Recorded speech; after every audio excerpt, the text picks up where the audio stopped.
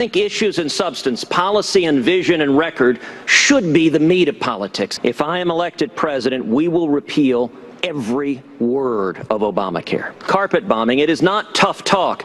It is a different fundamental military strategy than what we've seen from Barack Obama.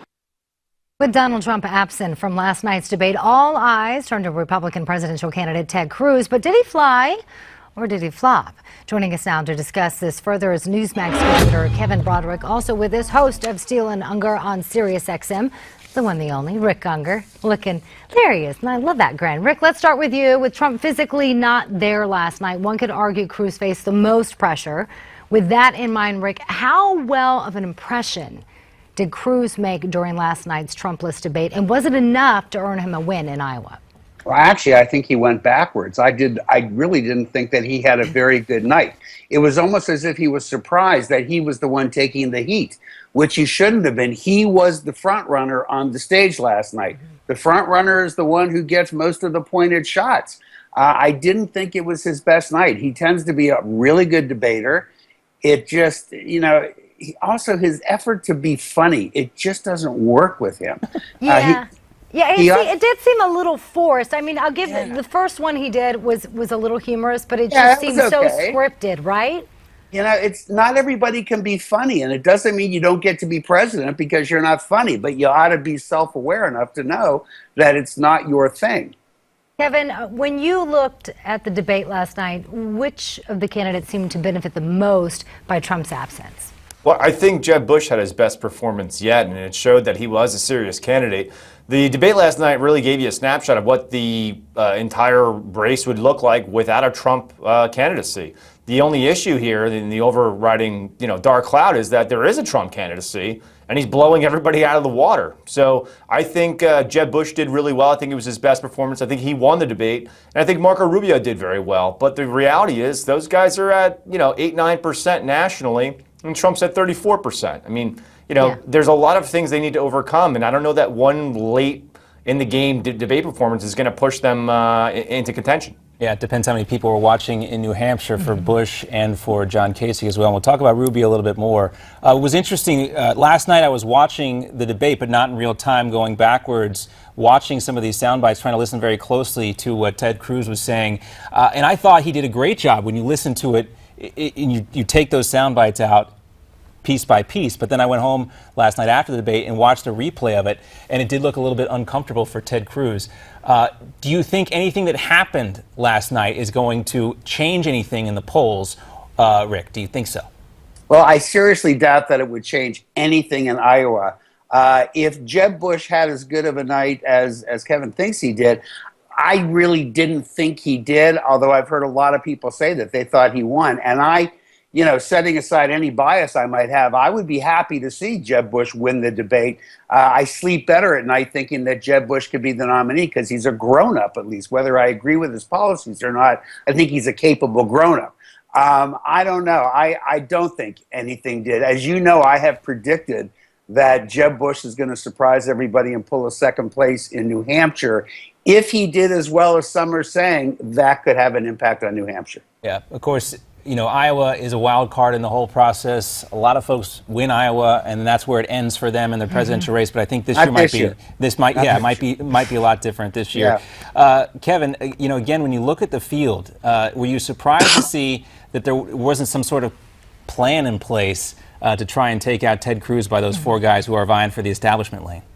Well, I think Fox News did a pretty good job of setting that up, and Ted Cruz was defending himself on some of the attack questions. But I think they should have gone at him a little bit more full bore, because the reality is he didn't have a good night. And those candidates on stage, they needed a knockout punch last night. And we didn't really see that. It looked like Jeb performed well, but you needed to really break out of the pack in order to show well in New Hampshire and get some oxygen at least going forward for Super Tuesday. And it didn't look like that. It looked like Trump might run a sweep. Yeah. And I was surprised, too. I think Trump won tonight. I was surprised today, a little informal poll I took with some folks I know. A lot of folks fell asleep last night and didn't catch much of the debate. I'm not going to say. Not a good sign. Not a good sign at all. But maybe it was good for Ted Cruz if he did as poorly as you all think he did. Guys, we're going to come back. We got more to talk about. We're going to take a specific look at Marco Rubio's strategy in Iowa and elsewhere. Is it going to work? Are there going to be surprises? And Ben Carson, maybe we'll talk about him too. Welcome back to Newsmax Now. Today, the Wall Street Journal lays out Marco Rubio's primary strategy. Quote, of all the candidates, none is playing a more complex or longer game than Mr. Rubio, they write. And in his last chance to prove himself on the stage with his rivals, one exception, of course, Donald Trump not there, Marco Rubio tried to drive home his credentials last night.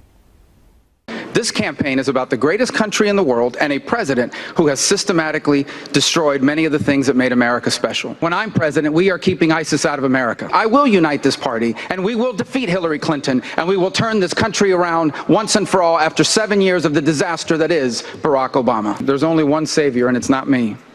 It's Jesus Christ, who came down to earth and died for our sins.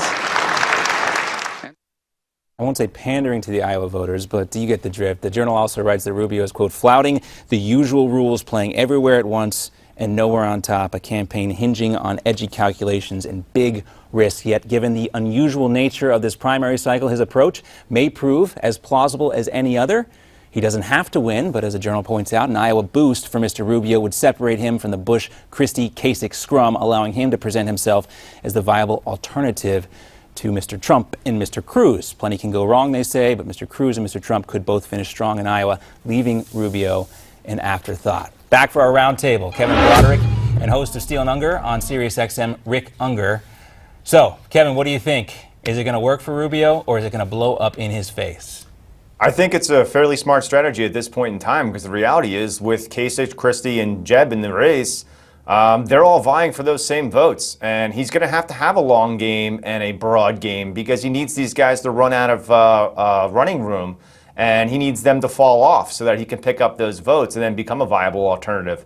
The reality is, with the Trump dynamic, you need a one-on-one with Trump in order to separate yourself and go after those voters that are saying, I will never vote for Donald Trump. And you can be that alternative if it's a one-on-one, but if there's 3 other people that are just like you, it's a little difficult. Well, Rick, where do you think Rubio needs to finish in the final tally of the Iowa caucuses to prove that the strategy worked? 3rd or 4th, but I'll be curious to see if it does work. You just have to ask yourself a question, and depending on how you answer, it's probably how you're going to analyze it. Do you believe Rubio when he says the things that he's saying? I watched him, and to me, he looks like somebody who's not a good enough actor to pull it off. It just seems so rehearsed and so over the top, and to me, so offensive when he starts with the, another president who's going to have a direct line to God. It bothers me. I just have to say it. Now, other people may watch it and go, hey, this guy's awesome. They may buy it. And if you feel that way, then you're going to reach a different conclusion as to how he's going to do. I don't buy it. Well, Nate Silver does, and he actually wrote a blog. It's called It's Rubio or Bust for Republicans Who Want to Win, predicting Rubio as the best option in an election up against Hillary Clinton as a But that doesn't mean nominee. that doesn't mean Nate buys his act. I know that Nate doesn't buy his act. Oh, really? Okay. Yeah. But so why is he pushing for Rubio, though? He's not, though. He just has the numbers to support his case. He's not pushing for him. He's just saying that he has the best chance against Hillary, and I suspect he's right. Well, Rick, you and Nate are in Manhattan, and Rubio's not going to win those electoral votes. We have He's not looking for you. We have those New York values. So. Yeah, I mean, he needs to win Florida, he needs to win Ohio, and he needs to win Pennsylvania. Manhattan's out. Just remember, I'm in Ohio, and I know how Ohioans are. I spent my life there. Well, I don't think they're going to buy him. The thing about Florida, too, is voters here remember what he said during the 2010 Senate race, what he said during the Gang of 8 immigration bill, and what he's saying right now. And, maybe they don't remember, but some folks do. And it's going to be interesting to see if that works for him or not. Kevin, do you think that's going to be hard for him to avoid the immigration issue? Because that keeps coming up and up and up and up again. It came up last night during the debate. That seems to be a sticking point for him. Well, he's played both sides of the aisle on the immigration issue. There's no doubt about that. But, with the Gang of 8, you're put into this box with these other senators to come up with something to get it passed, something feasible that's passed. So, from that standpoint, it was governing. And now that he has to run for president in a Republican primary, obviously he's tacting a little bit to the right. But the reality is, if it becomes a one-on-one with Hillary Clinton, he's got a 20-plus year generation gap there. And as far as trustworthiness, he's going to blow her out of the water every day of the week. I think Marco Rubio has some intangibles that Hillary Clinton does not. And I think that would be a very interesting race if he were to get the nomination. Rick, who scares you the most? Rick, are you scared of Rubio? Somewhat. And I got to tell you something. I want to respond to what Kevin just said because he had his finger right on it. He had it exactly right. Rubio miscalculated. If he had, instead of running away from the Gang of Eight, said, look, my job is to govern, and if it means that I have to sometimes, make a deal to move the ball forward, then that's what I'm going to do. It didn't work. It fell apart. I'm back to my position that I always had, but I've got nobody to compromise with. So here I am. I think that would have gotten him respect. He was governing. I think Rubio is a threat to the Democrats. I think that Jeb Bush is a threat to the Democrats if he can find a way to get the nomination. All right. Kevin Broderick, Rick Ungar. Always a pleasure to have you gentlemen. Have a great weekend. Always great to be on. Have a great weekend, guys. While the Republicans battled it out during the debate, Hillary Clinton and Bernie Sanders tried their best to hold their own in Iowa, each trying to outdo the other. But who is outdoing the other? We'll ask our very own John Gizzi.